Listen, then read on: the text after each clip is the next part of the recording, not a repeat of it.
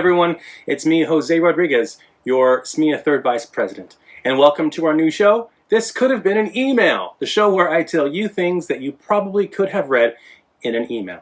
All right, we have a few things to cover, so let's get started.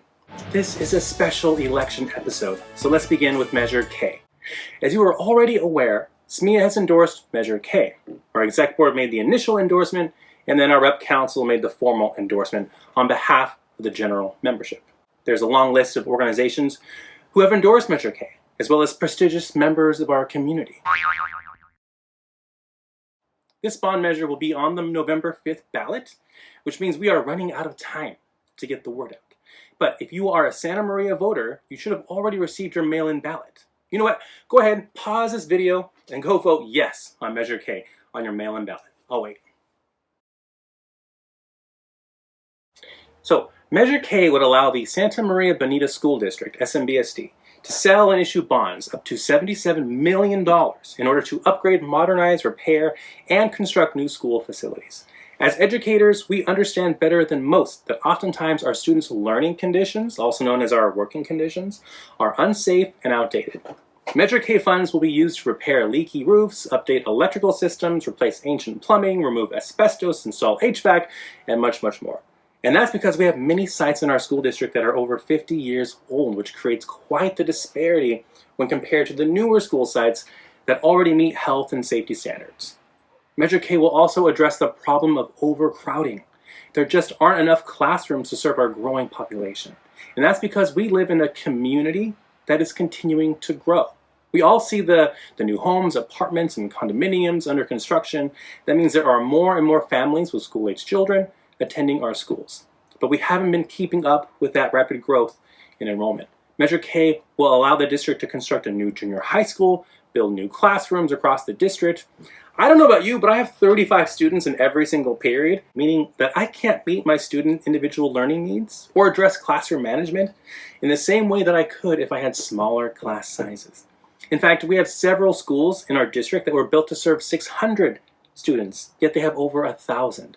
We all understand that that's just not a recipe for providing high quality education for our students. I don't care what John Hattie says about class size. Now, there are some naysayers out there, and I just have one thing to say to them.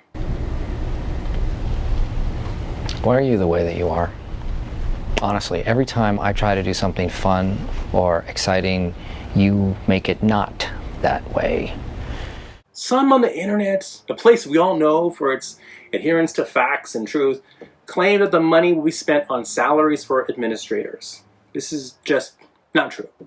All funds raised by Measure K will be spent solely on school facilities.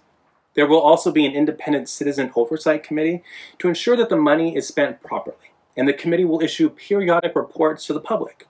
Sorry, principals, Measure K is not a backdoor raise.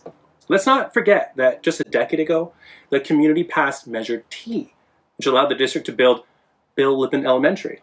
This undoubtedly was a strong benefit to our students, staff, and community. SMEA believes we will likewise see Measure K funds spent responsibly.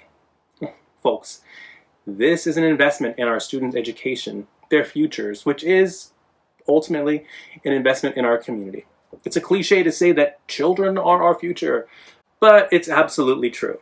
That's why we must pass Measure K and ensure that our school facilities are safe and modern. We must reduce class sizes to provide every student the educational opportunities that they deserve in order to meet the challenges of the 21st century. Anyway, on that note, let's check our spam folder.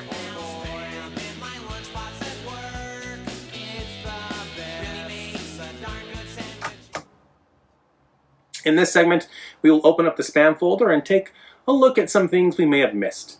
As mentioned, this is an election year, which means there are school board elections. Our SMEA PAC has endorsed, with Rep Council approval, James Rymel in Trustee Area 3 and Ricardo Valencia in Trustee Area 4. We cannot encourage our members enough to be aware of these school board elections. All of the issues that affect our day-to-day work lives are directly connected to the school board. This is why it's so important to elect people who will prioritize the needs of our students and their families, yes, but who will also prioritize our voices and our input when it comes to important policy decisions. Too often our voices are overlooked or not considered because there's an assumption that we're complaining or we're only concerned about ourselves, so the board often defaults to the district's narrative as being the arbiters of knowing what's best for students.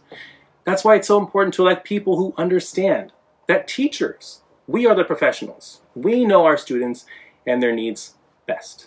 And again, don't forget to vote for James Ramel if you live in Trustee Area 3, or Ricardo Valencia if you live in Trustee Area 4.